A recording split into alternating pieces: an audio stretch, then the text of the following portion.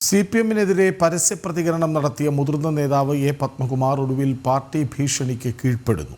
ഭീഷണിയും ഒപ്പം ചില വിലപേശൽ തന്ത്രങ്ങളും നടത്തിയാണ് സംസ്ഥാന നേതൃത്വം ഇടഞ്ഞുനിന്ന പത്മകുമാറിനെ വരുതിയിലാക്കിയത്. നാളെ നടക്കുന്ന ജില്ലാ കമ്മിറ്റിയിൽ പങ്കെടുക്കുമെന്ന് എ പത്മകുമാർ പ്രതികരിച്ചു. പാർട്ടി പ്രവർത്തന കാലഘട്ടങ്ങളിൽ പത്മകുമാറിൽ നിന്നും സംഭവിച്ചിരിക്കുന്ന വീഴ്ചകൾ ചൂണ്ടിക്കാട്ടിയാണ് പാർട്ടി പത്മകുമാറിനെ സമ്മർദ്ദത്തിലാക്കിയത്. സംസ്ഥാന നേതൃത്വം നേരിട്ടിടപെട്ട് സമ്മർദ്ദ തന്ത്രം പയറ്റിയതോടെ ഇടഞ്ഞുനിന്ന എ പത്മകുമാർ പാർട്ടിക്ക് വിധേയനാകാൻ തയ്യാറെടുത്തു. ദേവസ്വം പ്രസിഡന്റായിരുന്ന സമയത്ത് LDF പൊതുനയങ്ങൾക്ക് എതിരായ ചില നിലപാടുകൾ പത്മകുമാർ സ്വീകരിച്ചിരുന്നു. വലിയ വീഴ്ചയാണ് പാർട്ടി അന്നും ഇന്നും ഇത് കണക്കാക്കുന്നത്.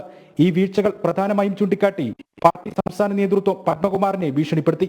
പരസ്യ പ്രതികരണത്തിൽ പാർട്ടി സ്വീകരിക്കുന്ന നടപടി സംബന്ധിച്ചും വ്യക്തമായ ചില സൂചനകൾ നൽകി. ഇത് ഉൾക്കൊള്ളാൻ പത്മകുമാറും തയ്യാറായി. നാളെ നടക്കുന്ന ജില്ലാ കമ്മിറ്റിയിൽ പങ്കെടുക്കുമെന്നും അച്ചടക്ക നടപടി സ്വീകരിക്കാൻ തയ്യാറെന്നും പത്മകുമാർ പ്രതികരിച്ചതും അതുകൊണ്ട് തന്നെ. അതല്ല, നാളെ ജില്ലാ കമ്മിറ്റി യോഗം കൂടുമ്പോൾ എന്തൊക്കെയാണ് അജണ്ട എന്നുള്ളത് നമുക്കിപ്പോൾ അറിഞ്ഞൂടല്ലോ.